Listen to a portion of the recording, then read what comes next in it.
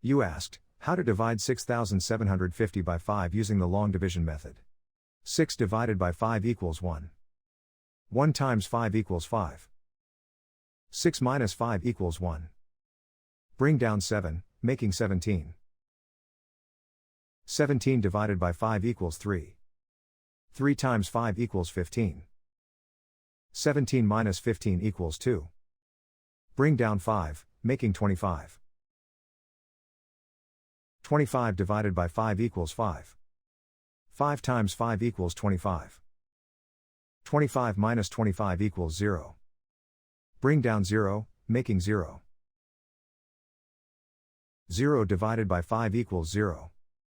0 times 5 equals 0.